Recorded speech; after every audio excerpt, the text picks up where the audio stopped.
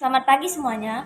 Perkenalkan, nama saya Margaret Jacobada Gomez dari kelas PSPS 23C dengan NIM 42331210007. Melalui video ini, saya ingin mempresentasikan terkait dengan tugas case method saya. Sebelum saya mempresentasikan tugas case method saya, sebelumnya saya ingin berterima kasih kepada Bapak Dr. Wawan Gunawan, MPD MSI, dan Bapak Satria Mihardi, SPD MPD, yang telah memberikan saya kesempatan dan membimbing saya sehingga saya dapat menyelesaikan tugas case method ini. Adapun yang akan dibahas pada video ini, yang pertama adalah latar belakang pemilihan case method tersebut, kemudian apa permasalahan utama yang menjadi pembahasan dalam case method tersebut, kemudian terkait permasalahan tersebut, apa yang menjadi solusi yang bisa ditawarkan untuk mengatasi kasus tersebut. Yang pertama adalah latar belakang. Nah, adapun yang menjadi latar belakang dalam pengerjaan case method ini adalah kita bahas dari berpikir secara fleksibel. Nah, berpikir secara fleksibel dalam fisika bagi siswa SMA berarti memiliki kemampuan untuk menggunakan berbagai strategi penyelesaian dalam memahami dan menjawab pertanyaan. Nah, siswa yang fleksibel dalam berpikir tidak hanya terpaku pada satu rumus atau satu metode penyelesaian soal saja, tapi juga dapat mencari alternatif solusi yang sama-sama valid. Nah, dalam konteks pendidikan, ini tentu saja dihubungkan dengan kreativitas ilmiah, di mana kreativitas ilmiah tersebut seringkali diabaikan karena sistem pembelajaran yang lebih menekankan pada hafalan dan penyelesaian soal dengan satu jawaban benar. Padahal banyak fenomena dalam kehidupan sehari-hari yang berhubungan dengan konsep fisika yang dapat dijelaskan dengan berbagai cara. Oleh karena itu, tentu saja dibutuhkan metode pembelajaran yang dapat mendorong siswa untuk berpikir secara luas, eksploratif, inovatif dalam menyelesaikan setiap permasalahan-permasalahan fisika dalam kehidupan sehari-hari. Kemudian, berpikir fleksibel juga mencakup kemampuan siswa untuk menggabungkan materi yang dipelajari dengan fenomena di dunia nyata. Sehingga mereka tidak hanya mengandalkan hafalan, tetapi juga memahami konsep secara lebih luas. Dalam pembelajaran fisika, kemampuan ini sangat penting terutama dalam menghadapi tantangan global di era teknologi dan sains yang semakin berkembang pesat. Banyak inovasi dalam bidang sains dan teknologi lahir dari pemikiran kreatif para ilmuwan yang mampu melihat fenomena dari sudut pandang yang berbeda.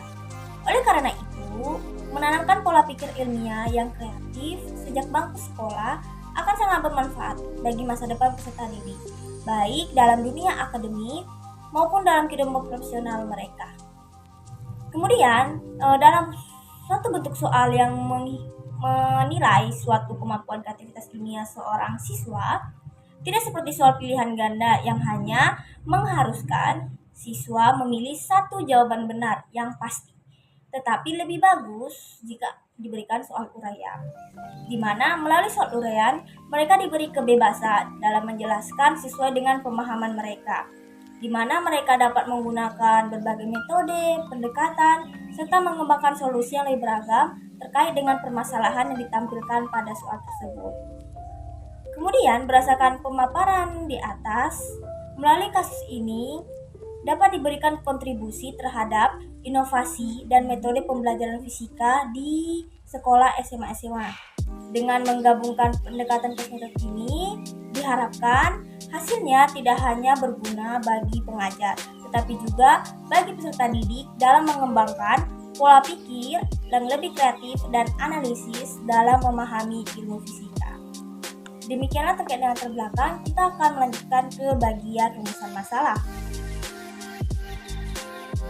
Nah, adapun yang menjadi pembahasan atau rumusan masalah terkait dengan latar belakang yang sudah saya paparkan tadi, yang akan dibahas adalah yang pertama, bagaimana tingkat fleksibilitas berpikir siswa SMA dalam menyelesaikan soal uraian fisika yang diberikan melalui media terserah offline ataupun online. Kemudian yang kedua, bagaimana variasi pendekatan yang digunakan oleh siswa dalam menyelesaikan permasalahan fisika berdasarkan jawaban yang mereka berikan.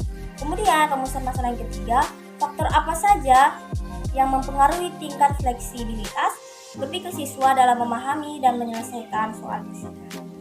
Kemudian, jika ada rumusan masalah, tentu saja ada tujuan dalam rumusan masalah tersebut, di mana berdasarkan rumusan masalah tersebut, yang menjadi tujuan dari penugasan case method itu atau penelitian case method ini adalah yang pertama, menganalisis tingkat fleksibilitas berpikir siswa SMA dalam menyelesaikan soal uraian fisika yang diberikan.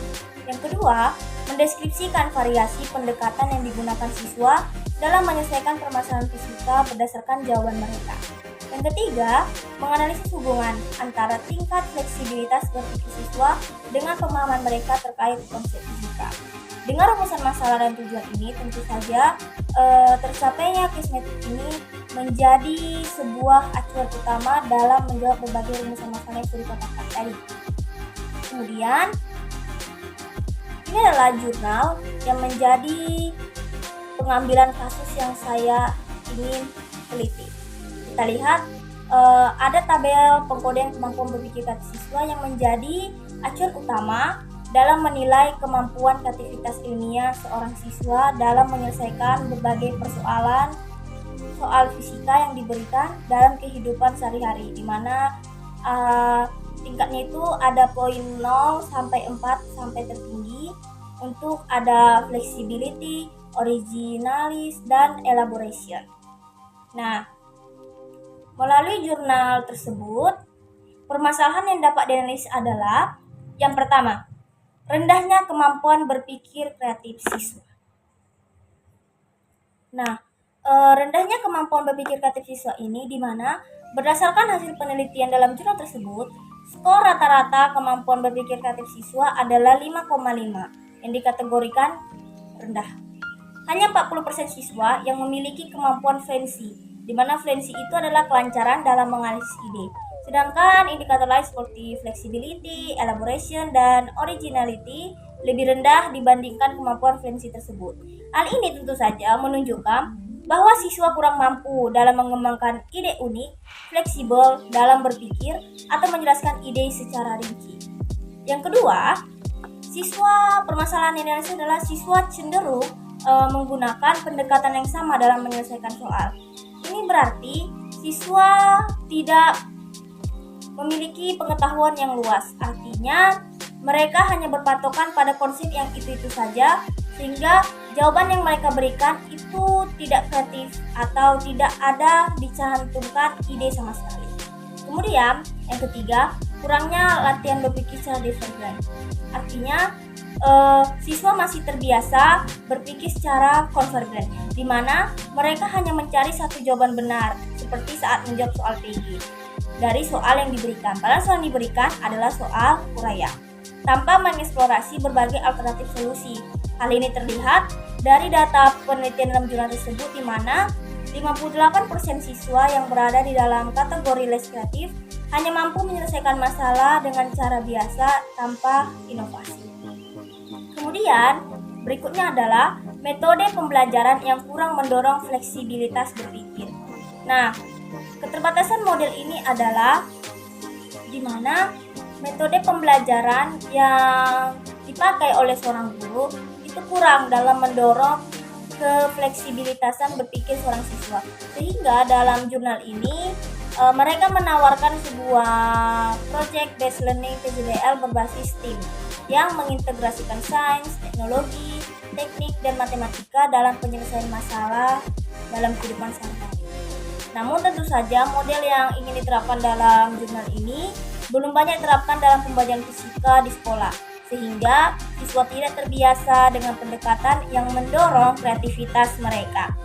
Kemudian, terkait dengan permasalahan tersebut, tentu saja ada dampak yang ditimbulkan dari permasalahan tersebut, sehingga itu akan menjadi sebuah tantangan serius.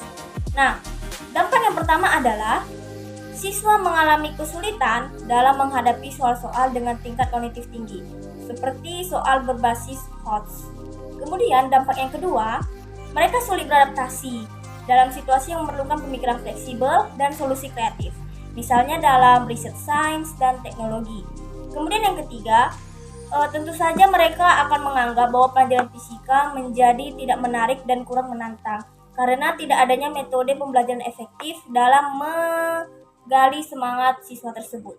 Kemudian yang keempat, rendahnya efektivitas mode pembelajaran yang digunakan di sekolah. Ini kembali kepada guru yang dimana mereka harus memberikan mode pembelajaran yang berguna bagi setiap siswa dalam menggali setiap kreativitas dari pemikiran yang masing. Nah, melalui permasalahan dan dampak yang ditimbulkan terkait dengan jurnal tersebut, adapun beberapa solusi yang dapat ditawarkan untuk mengatasi permasalahan dan dampak yang ditimbulkan. Yang pertama adalah menerapkan pembelajaran berbasis proyek. Nah, model pembelajaran ini adalah model yang melibatkan siswa dalam proyek jangka panjang, di mana mereka tentu saja harus merancang, mengeksplorasi, dan menemukan solusi atas suatu masalah yang berkaitan dengan konsep yang sedang dipelajari terutama dalam fisika. Nah, tentu saja ini efektif karena siswa didorong untuk mengeksplorasi berbagai pendekatan sehingga mereka lebih terbiasa berpikir secara fleksibel. Kemudian yang kedua, menggunakan soal terbuka dan HOTS. Nah, tujuan dalam menggunakan ini adalah di mana tentu saja soal HOTS itu adalah soal yang menuntut siswa atau seseorang untuk berpikir kritis, akan menganalisis masalah dari berbagai sudut pandang dan memberikan jawaban yang lebih kompleks. Nah, soal terbuka ini efektif karena akan meningkatkan originality, di mana siswa didorong untuk terus-terus menemukan jawabannya sendiri yang tentu saja unik dan inovatif. Kemudian yang ketiga, pelatihan guru dalam pengembangan soal HOTS dan soal terbuka dalam fisika. Nah, sebagai seorang guru, tentu saja kita sendiri harus pandai dalam membuat soal yang dimana akan mengukur tingkat kreativitas seorang siswa. Jangan kita sebagai guru asal-asal dalam membuat sehingga soal yang kita berikan tidak efektif dalam mengukur tingkat kreativitas dunia seorang siswa. Kemudian yang keempat, mendorong diskusi dan kolaborasi dalam pembelajaran. Nah, di sini dalam kerja kelompok dan diskusi ini memungkinkan siswa untuk saling bertukar ide, melihat perspektif yang berbeda, serta mengembangkan pemahaman yang lebih luas terhadap suatu konsep fisika. Ini efektif karena akan meningkatkan elaboration, di mana siswa harus menjelaskan dan mempertahankan ide mereka dengan lebih rinci sesuai data-data yang valid dan benar. Kemudian yang kelima, membuka simulasi dan eksperimen virtual. Nah, dalam pembelajaran sekarang, kita sering sekali menggunakan berbagai teknologi. Nah, melalui simulasi dan eksperimen virtual, dapat membantu siswa untuk secara nyata bagaimana melihat konsep tersebut betul-betul bekerja dan interaktif. Nah, penggunaan simulasi dan pembelajaran virtual, eksperimen virtual ini efektif karena akan meningkatkan fleksibilitas, di mana siswa dapat mencoba berbagai variabel dan melihat bagaimana perubahan mempengaruhi hasil eksperimen. Kemudian, di samping meningkatkan fleksibilitas, saja akan meningkatkan originality, di mana siswa dapat membuat hipotesis dan menguji skenario yang berbeda yang mungkin tidak dapat dilakukan dalam eksperimen fisik di laboratorium. Nah, begitulah solusi yang dapat ditawarkan untuk mengatasi berbagai permasalahan yang telah dianalisis dan dampak yang ditimbulkan. Baik, demikianlah terkait dengan pemaparan saya mengenai case method yang saya analisis. Nah, mulai dari permasalahan dan dampak serta solusi yang dapat ditawarkan. Adapun yang menjadi kesimpulan dalam paparan case method tersebut adalah di mana tersebut kembali lagi kepada guru, bahwasannya guru harus diberi pelatihan yang menjadi kunci utama dalam meningkatkan kreativitas siswa dalam memahami konsep fisika. Salah satu solusi utama adalah pelatihan guru dalam memakai model pembelajaran yang memungkinkan guru menerapkan pembelajaran berbasis proyek agar siswa lebih aktif dalam mengeksplorasi konsep fisika dalam konteks dunia nyata. Selain itu, pelatihan guru dalam mengembangkan soal HOTS dan soal terbuka selalu menjadi solusi penting untuk mendorong siswa berpikir lebih kritis dan kreatif dalam menyelesaikan masalah, sehingga mereka terbiasa dengan pertanyaan yang menuntut jawaban eksploratif dan tidak hanya mengenakan hafalan, sehingga kemampuan berpikir kreativitas ilmiah setiap siswa itu dapat tercapai dan tidak dibatasi oleh pengaruh model pembelajaran yang tidak efektif. Baiklah, demikianlah paparan saya mengenai case method saya. Saya mohon maaf apabila terdapat banyak kesalahan dalam pemaparan, baik dalam kata-kata maupun ucapan saya. Sekian dan terima kasih.